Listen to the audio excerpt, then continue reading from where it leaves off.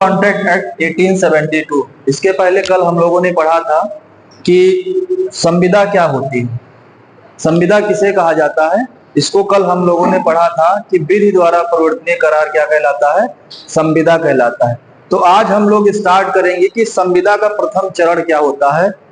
तो संविदा की शुरुआत कहाँ से होती है? तो संविदा की शुरुआत जो आपकी होती है वह प्रस्थापना से होती है। कहाँ से होती है? प्रस्थापना से होती है, क्योंकि संविदा का क्या होता है, यह प्रथम चरण होता है। प्रस्थापना की जो परिभाषा दी गई है सेक्शन 2A में दी गई। किस सेक्शन में दी गई है? सेक्शन 2A में प्रस्थापना की परिभाषा दी गई है और बताया गया है कि प्रस्थापना क्या होती है। प्रस्थापना किसे कहा जाता है, इसके बारे में सेक्शन 2A में बताया गया है। किसी बात को करने या करने से प्रवृत्त रहने का, किसी बात को करने या करने से प्रवृत्त रहने का कोई व्यक्ति किसी व्यक्ति को इस दृष्टि से संज्ञापित करता है कि उससे उसकी अनुमति अभिप्राप्त कर ले, तो वह क्या कहलाता है? प्रस्थापना कहलाता है। क्या कहलाता है? प्रस्थापना। जैसे मान लेते हैं कि हम अपनी पुस्तक बेचना चाहते हैं, तो हम अपनी पुस्तक बेचने के लिए क्या करेंगे? पहले प्रस्थापना करेंगे। तो इस प्रकार करेंगे ताकि वह पुस्तक को क्या करे? खरीद ले या ले ले या अपनी अनुमति अभिप्राप्त कर दे, तो वह क्या कहलाएगा? प्रस्थापना कहलाएगी। तो प्रस्थापना की अगर हम आवश्यक तत्व को देखते हैं तो इसमें प्रस्थापना के कुछ आवश्यक तत्व निकल करके आते हैं। तो पहला निकल करके आएगा आपका पर्सन। क्या होना चाहिए? पर्सन होना चाहिए। पहला निकल करके आएगा आपका पर्सन होना चाहिए, व्यक्ति होना चाहिए।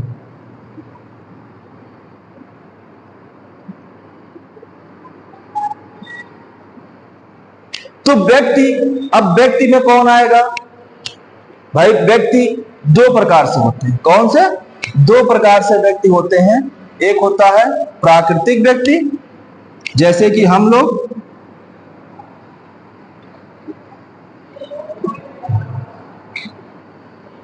नेचुरल पर्सन जिसको बोला जाता है।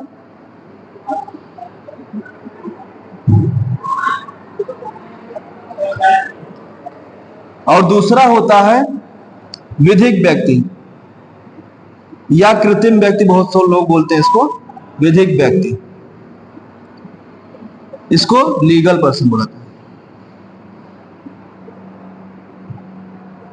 तो पहला क्या एसेंशियल निकल करके आ रहा है? जो हम लोगों ने प्रस्थापना की परिभाषा सेक्शन 2A में जो दिया गया था उसके डेफिनेशन को हम तोड़ते हैं तो उसके जो एसेंशियल एलिमेंट निकल करके आते हैं, प्रस्थापना के आवश्यक तत्व,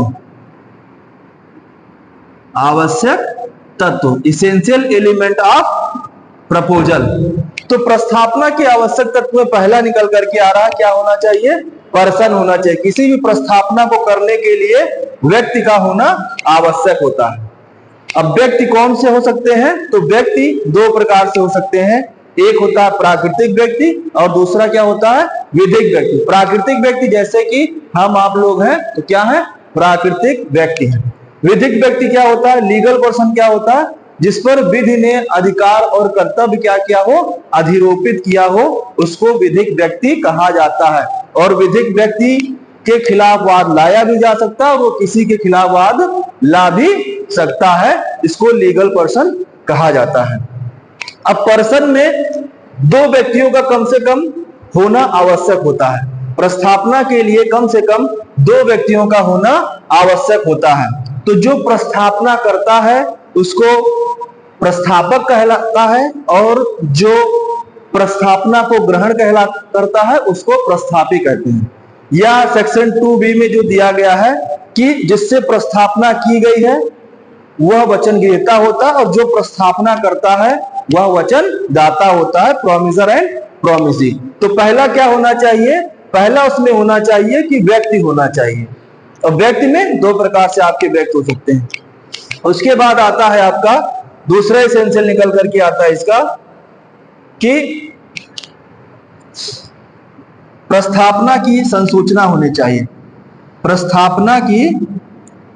प्रस्थापना की संसूचना होनी चाहिए।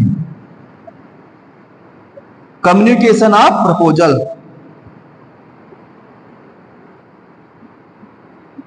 Communication of proposal. प्रस्थापना की संसूचना को आपके सेक्शन 3 में, सेक्शन 3 एंड सेक्शन 4 में बताया गया है प्रस्थापना की संसूचना के बारे में। तो प्रस्थापना की संसूचना क्या होती है? जैसे कोई चीज हम कह रहे हैं तो हम कैसे किसी व्यक्ति को जो है संसूचित करेंगे, कैसे हम अपनी बात को स्पष्ट करेंगे, उसके बारे में बताया गया है कि प्रस्थापना की संसूचना क्या होती है। तो सेक्शन 3 में बताया गया कि प्रस्थापना की संसूचना, प्रतिग्रहण की संसूचना और प्रतिसंग्रहण की संसूचना प्रस्थापना करने वाले, प्रतिग्रहण करने वाले और प्रतिसंग्रहण करने वाले व्यक्ति के द्वारा की जा सकती है। फिर आपका आता है सेक्शन 4, इसमें निकल करके आता है कम्युनिकेशन व्हेन कैन कंप्लीटेड। प्रस्थापना की संसूचना संपूर्ण कब होगी? प्रस्थापना की संसूचना, प्रस्थापना की संसूचना संपूर्ण कब होगी? संपूर्ण कब होगी? Communication when can completed, communication when can complete, communication when can complete. तो सेक्शन 4 बात करता है कि जो प्रस्थापना की जा रही है उसकी संसूचना संपूर्ण कब होगी। तो प्रस्थापना की संसूचना संपूर्ण तब होती है जब प्रस्थापना करने वाले व्यक्ति के ज्ञान में आ जा रही है, जिससे वह प्रस्थापना की गई है उसके ज्ञान में आ जाती है, तो प्रस्थापना की संसूचना संपूर्ण हो जाती है। इस पर एक केस है लालमन शुक्ला बनाम गौरी दत्त का।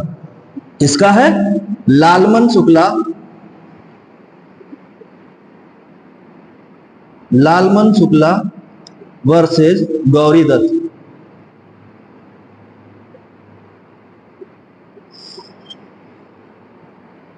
लालमन शुक्ला बनाम गौरी दत्त का जो केस है वो प्रस्थापना की संसूचना संपूर्ण कब होती है उससे रिलेटेड ये केस है।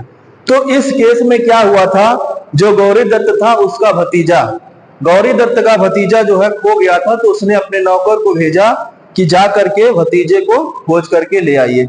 अब भतीजे को खोजने के लिए जब वह गया तो बाद में जो है एक पंपलेट निकलवाया गया और पंपलेट को जो है बंटवा दिया गया कि जो भी मेरे भतीजे को खोज करके लेकर आएगा उसको 501 रुपया इनाम दिया जाएगा। जो नौकर होता है वो भतीजे को खोज करके ले आता है, लेकिन बाद में उसको पता चलता है कि ऐसी एक प्रस्थापना की गई थी, तो वह उस पैसे की मांग करता है जो इनाम के रूप में देने के लिए कहा जाता है, लेकिन वहां पर वह इनाम देने से मना कर देता है, तो वह केस कर देता है। तो केस करने के बाद कोर्ट के पास जब जाता है तो कोर्ट जो जजमेंट देती है उसमें कहती है कि यहाँ पर प्रस्थापना की संसूचना संपूर्ण नहीं हुई थी। क्यों नहीं हुई थी? क्योंकि जब प्रस्थापना किया गया था उस समय वह वहां पर नहीं था, क्योंकि उसके ज्ञान में वह चीजें नहीं आई थी। तो प्रस्थापना की संसूचना क्या होनी चाहिए? संपूर्ण होनी चाहिए। अब आता है कि प्रस्थापना की संसूचना संपूर्ण हो गई, उसके बाद आपका आता है विधिक संबंध स्थापित करने का आशय होना चाहिए। तो पहला एसेंशियल आपका हो गया कि क्या होना चाहिए? पर्सन होना चाहिए। दूसरा एसेंशियल निकल करके आया है कि प्रस्थापना की संसूचना होनी चाहिए। क्या होनी चाहिए?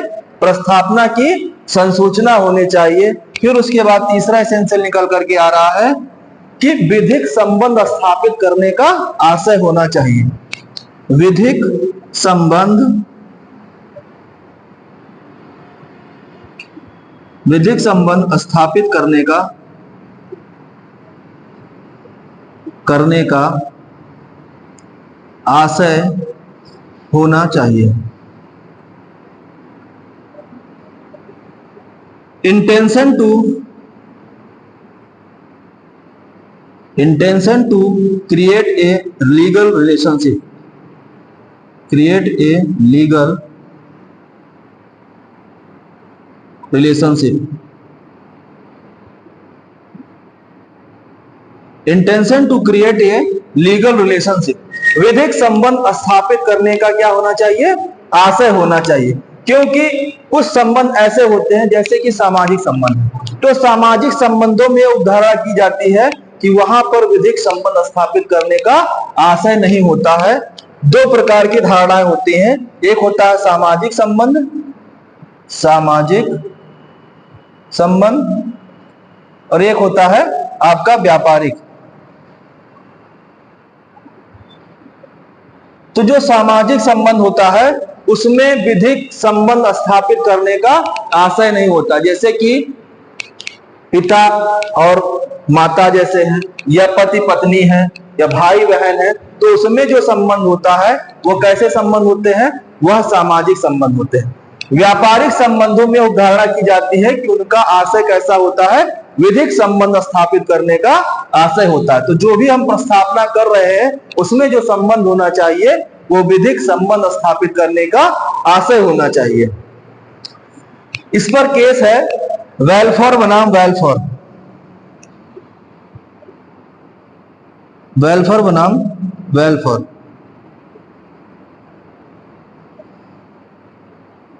वेलफेयर बनाम वेलफेयर जो है इंग्लिश केस है। इस केस में जो है जो व्यक्ति होता है वह अपनी पत्नी और बच्चों के साथ गर्मी की छुट्टियों में बाहर जाता है। श्रीलंका का सिलोन का रहने वाला होता है, इंग्लैंड जाता है घूमने के लिए, और घूमने के लिए जाता है तो वहां पर उसकी पत्नी की तबीयत क्या हो जाती है, खराब हो जाती है। पत्नी की तबीयत खराब हो जाती है तो अब उसको तो छुट्टी का जो समय था वो बीत जाता है, तो वहां से उसको वापस मजबूरन आना पड़ता है। तो अपने बच्चे के साथ वो चला आता है, लेकिन उसको कहता है कि हर महीने हम तुमको 30 पाउंड देते रहेंगे। और 30 पाउंड देता रहा, कुछ दिनों तक देता रहा, फिर बाद में कुछ अनबन दोनों के बीच हो गई, फिर उसने देने से मना कर दिया और उसकी तलाक भी हो गया था, उसकी पत्नी का तलाक भी उसके साथ हो गया था। तो उसने केस कर दिया। तो यहाँ पर जो संबंध था, न्यायालय ने कहा यहाँ पर जो संबंध था वो विधिक संबंध स्थापित करने का आशय नहीं था, यहाँ पर जो संबंध थे वो एक प्रकार से सामाजिक संबंध थे। तो ये केस आपका है। फिर आपका आता है जोन्स बनाम पदवतन का, जोन्स बनाम पदवतन। जोन्स बनाम पदवतन के केस में जो है, इसमें जो महिला होती है वह दूतावास में काम करती हैं और उसमें जो उनकी माँ होती है वह ट्रिनिदाद में अकेले रह रही होती हैं। ट्रिनिदाद में अकेले रह रही होती हैं तो वह अपनी लड़की से कहती है कि तो तुम जो है, वो तलाकशुदा महिला होती है और उसका एक बच्चा होता है, कि तुम वहां से जो काम कर रही हो छोड़ करके चली आओ और ट्रिनिदाद में जो है वकालत की पढ़ाई स्टार्ट कर दो और वकील बन करके आगे कार्यभार तुम देखो। और उसने अपनी माँ की इच्छा के न होने के बावजूद भी अपने माँ की बातों को पालन किया और वहां से छोड़ करके वह चली आई और एलएलबी की परीक्षा उसने शुरुआत कर दी, एलएलबी उसने पढ़ना स्टार्ट कर दिया। 5 साल तक जो है वह पास ना हो सकी और उसकी माँ ने कहा कि उसके लिए एक मकान बनवा करके रख दिया था। उस मकान में उसको एक पार्ट जो है उसमें रहने के लिए उसको दे दिया कि ठीक है तुम यहाँ पर पढ़ो और तुम उसमें रहो, और जो मकान का दूसरा भाग था उसमें किराए पर दे दिया, उसको किराए पर दे दिया कि तुम किराया लेते रहना, जो भी खर्चा होगा पढ़ाई के दौरान उसको तुम लेते रहना। तो बाद में क्या होता है, कुछ दिनों बाद क्या हो जाता है, माँ और उनके लड़की में अनबन हो जाता है क्योंकि वो दूसरी शादी कर लेती है। लड़की जो है जो तलाकशुदा रहती है वो दूसरी शादी कर लेती है। तो अपने जो मकान है, मकान को उस लड़की को बेदखल कराने के लिए वाद किया जाता है। तो यहाँ पर वह कहती है कि हमारा एक तरीके से कॉन्ट्रैक्ट हुआ था कि जब तक कि एलएलबी की परीक्षा पूर्ण नहीं कर लेती है तब तक वह आपको पैसा देती रहेगी। तो यहाँ पर जो संबंध था वो विधिक संबंध स्थापित करने का आशय नहीं था, इसलिए उसको वहां से बेदखल करा दिया गया। बनवारी लाल बनाम सुदर्शन दयाल, बनवारी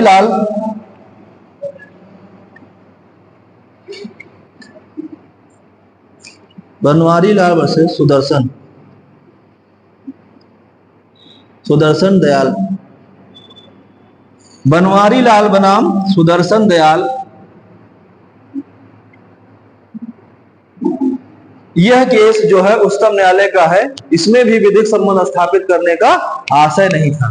तो क्या कहने का मतलब यह है कि जो प्रस्थापना की जा रही है उसमें विधिक संबंध स्थापित करने का आशय होना चाहिए। उसके बाद आपका आता है चौथा एसेंशियल निकल करके आता है, आपका चौथा एसेंशियल निकल करके आता है कि जो प्रस्थापना की जा रही है उसका उद्देश्य क्या होना चाहिए, विधिपूर्ण होना चाहिए। प्रस्थापना का उद्देश्य विधिपूर्ण होना चाहिए।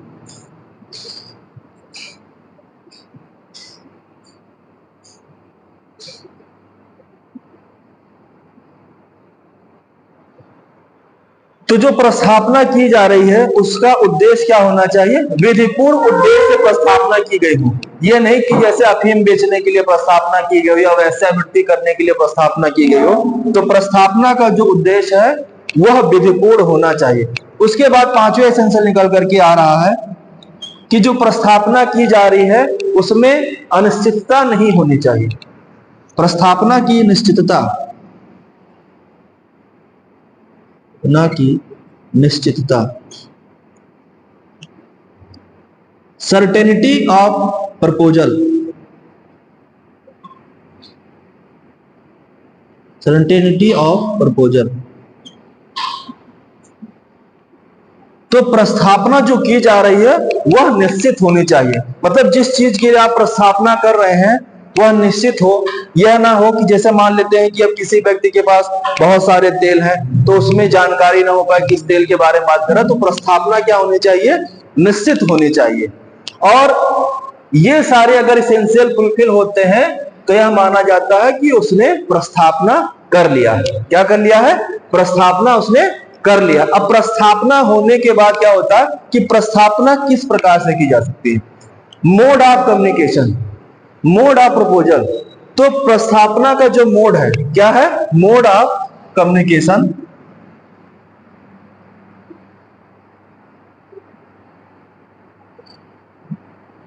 Mode of communication. तो मोड कितने तरह से हो सकता है, दो तरीके से हो सकता है। कितने तरीके से हो सकता है, दो तरीके से हो सकता है। एक हो सकता है एक्सप्रेसली हो सकता है, स्पष्ट रूप से, एक्सप्रेस अभिव्यक्त रूप से। दूसरा हो सकता है विवक्षित, इंप्लाइड।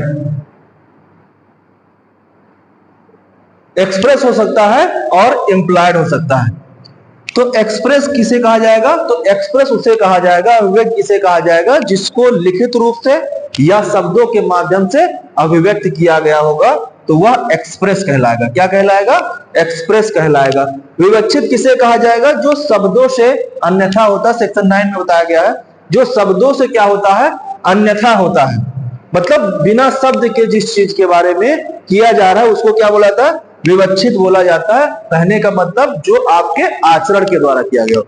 किसके द्वारा किया गया हो, आचरण के द्वारा। तो ये आपका हो जाएगा शब्दों के द्वारा, शब्दों के द्वारा लिखित रूप में, लिखित रूप में भी हो सकता है और मौखिक रूप में भी हो सकता है, मौखिक रूप से। विवक्षित क्या होगा, जो शब्दों से अन्यथा होगा। क्या होगा, शब्दों से अन्यथा। कहने का मतलब क्या होगा, वह आचरण के द्वारा होगा। किसके द्वारा होगा, आचरण के द्वारा। इस पर केस है विवक्षित पर, ऑब्टेन रूरल डिस्ट्रिक्ट काउंसिल बनाम पावेल।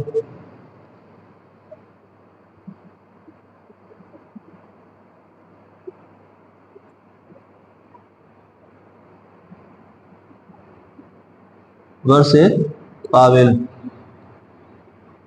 ये केस जो है वो विवक्षित प्रस्थापना से संबंधित है कि विवक्षित प्रस्थापना क्या होती है। तो obtain rural district council versus Powell का जो केस है, इस केस में हुआ था कि पावेल का जो खेत था उसमें आग लग गई थी। क्या हो गया था, आग लग गई थी उस खेत में। तो उन्होंने जो है फायर ब्रिगेड को, जो आग बुझाने वाले होते हैं, उसको बुलाया। ऑब्टेन रूरल डिस्ट्रिक्ट काउंसिल जो थी, आग बुझाने वाली एक ब्रिगेड कंपनी थी, उस कंपनी को बुलाया, प्रार्थना किया उस पर। तो वहां पर आया और उसने क्या किया, आग बुझा दिया, खेत में आग बुझा दिया। बाद में जब कंपनी को पता चलता है, काउंसिल को पता चलता है कि जो उसका खेत था वो निःशुल्क सेवा क्षेत्र में नहीं आता है, तो उसने प्रतिकर प्राप्त करने के लिए मांग की उसकी, तो उसने देने से मना कर दिया। जब देने से मना कर दिया तो उसने पावेल के ऊपर क्या कर दिया, केस कर दिया पावेल के ऊपर, क्योंकि उसने का जो क्षेत्र था वो निःशुल्क सेवा क्षेत्र में नहीं आता था। तो यहां पर उसने अपनी तरफ से पावेल ने तर्क दिया कि हमारा कोई इंटेंशन नहीं था, हमारा कोई आशय ही नहीं था प्रस्थापना करने का। तो लेकिन उन्हें कोर्ट ने उनकी बातों को मानने से इनकार कर दिया, क्योंकि आपके रिक्वेस्ट पर ही वह आया था और आने पर आपके खेत में उसने आग बुझाई थी, आपने ही प्रस्थापना किया था, आपका इंटेंशन था संविदा करने का था, तो वहां पर उसको कंपनसेशन दिलाया गया। तो यहां पर आचरण से लग रहा था, शब्दों से नहीं किया गया था, लेकिन देखने से ऐसा लग रहा था कि क्या किया गया है, तरीके से उसके साथ संविदा की गई है। तो ये सारा आपका प्रपोजल में आ जाता है कि पहला क्या होना चाहिए, पहला होना चाहिए पर्सन होना चाहिए, व्यक्ति होना चाहिए, व्यक्ति में प्राकृतिक व्यक्ति भी हो सकता है और विधिक व्यक्ति भी हो सकता है। दूसरा जो एसेंशियल आपका है, प्रस्थापना की संसूचना होनी चाहिए। क्या होनी चाहिए, प्रस्थापना की संसूचना होनी चाहिए। इसके बारे में सेक्शन 3 एंड 4 में बात करता है। सेक्शन 3 बात करता है कि प्रस्थापना की संसूचना, प्रतिग्रहण की संसूचना और प्रतिग्रहण की संसूचना प्रस्थापना करने वाले, प्रतिग्रहण करने वाले और प्रतिसंग्रहण करने वाले व्यक्ति के द्वारा की जा सकती है।